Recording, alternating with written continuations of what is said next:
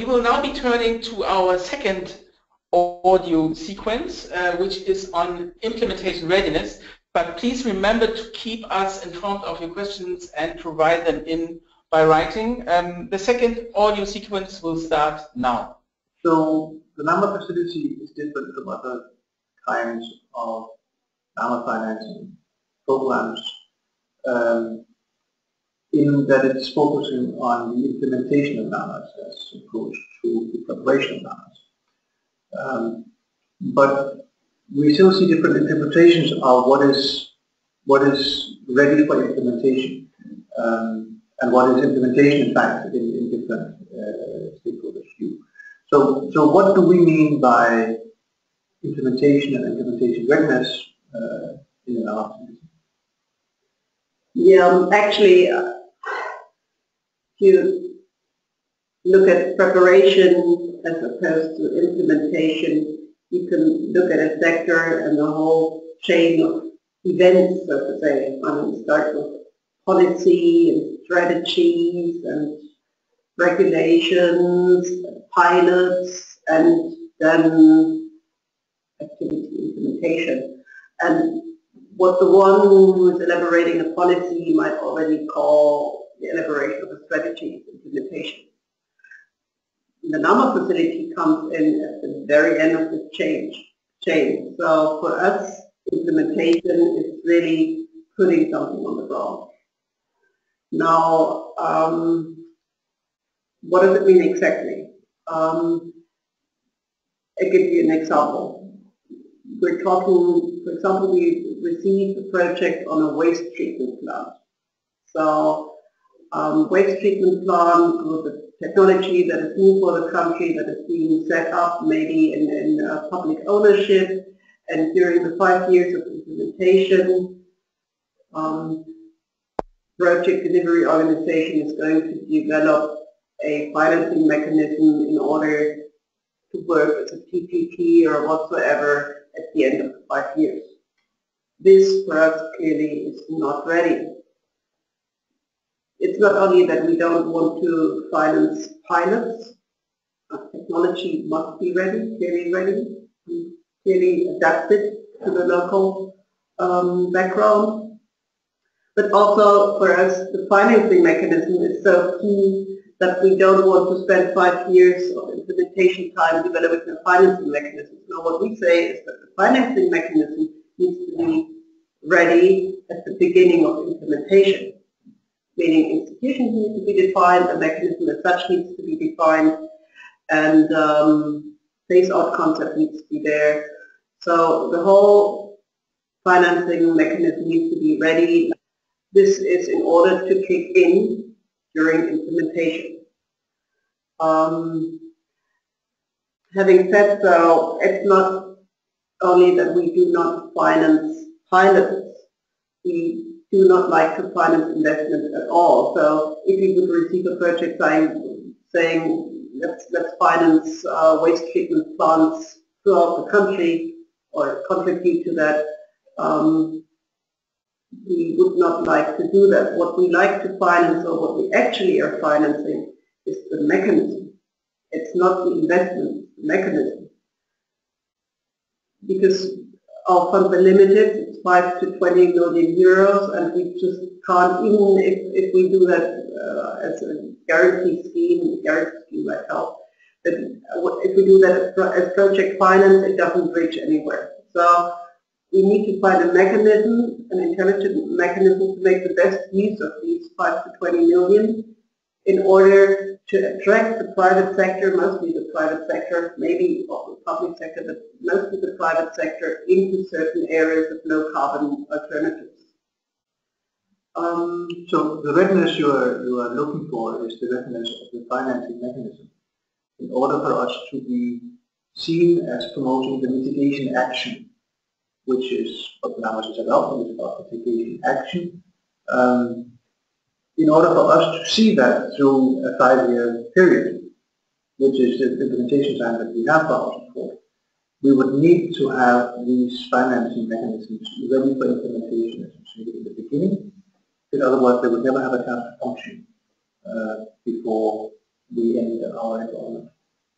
Yes, exactly. I mean, essentially, readiness for implementation for us means readiness of the financing mechanism. And maybe there's another aspect which needs to be ready at the beginning of implementation, and this comes together, it's related to the financing mechanism, it's a regulatory scheme. So that's the other thing, we wouldn't want to wait 5 years to develop a certain regulation, but then would come in together with the financing mechanism to steer or reverse the flow of funds in the sector. Now, both the regulation, and we don't say the regulation needs to be put into laws and regulation and processes and so on, but at least, I mean, the political will must be seen, and it must have a certain degree of ripeness, let's say. I mean, maybe last decisions in Parliament missing or something, but something must be clearly underway, which shows that the government wants to go in a certain direction. We are supporting this direction of financing mechanism.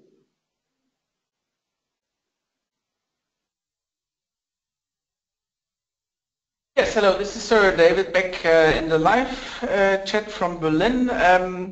We have received a couple of questions actually also on the first clip, which we would like to park for the moment being, and we will address them later on in the wrap-up session towards the end of this webinar. Now let's turn to the questions on this second audio sequence we've been listening to. And I'm still addressing these questions, of course, to Sören Lipplen, who is standing next to me here in Berlin. Sören, one question which we received. We are participating in the readiness program, but we have not looked at financing yet. What shall we do? It would be good to know which readiness program that is, but we cannot see that.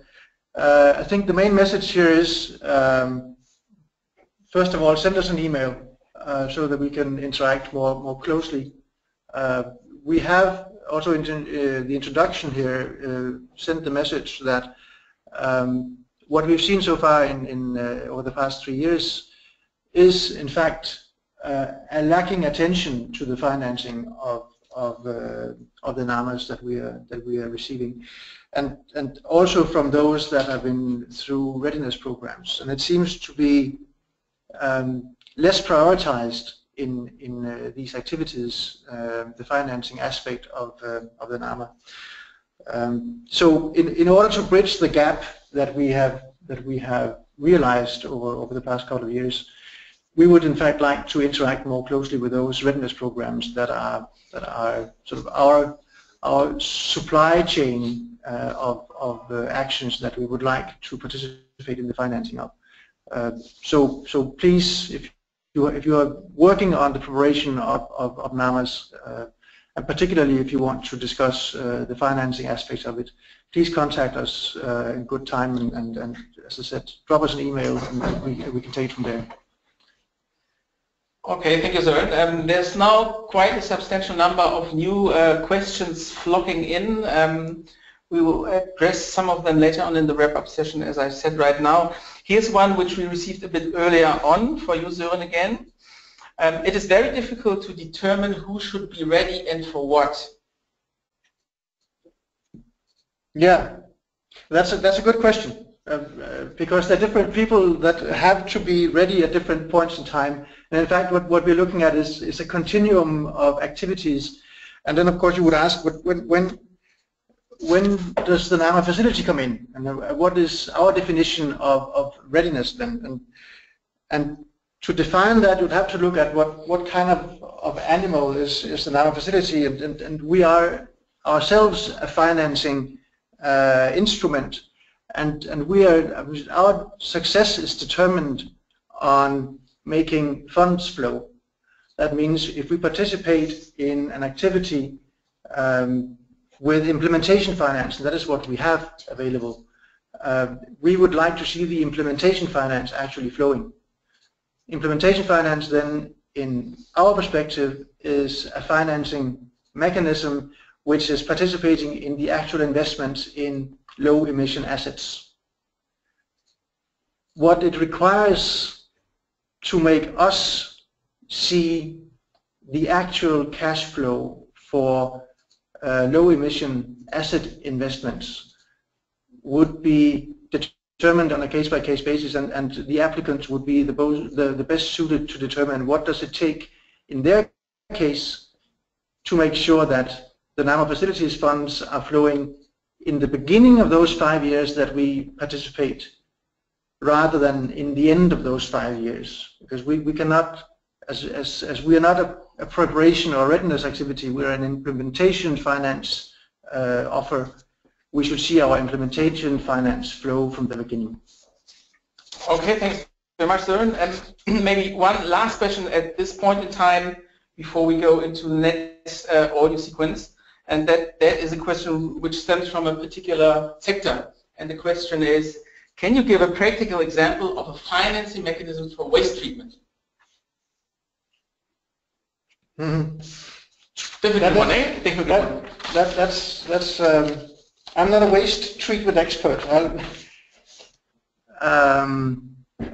Let's say that you have a need to establish a controlled landfill, so that you can collect methane. You can control the methane development, and you collect that and you use that for energy production, or you flare it, or whatever you do.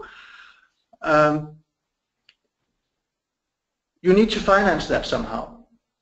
And your consideration would be, we finance that by increasing slowly the collection fees, and maybe also then correspondingly the tipping fees at the landfill.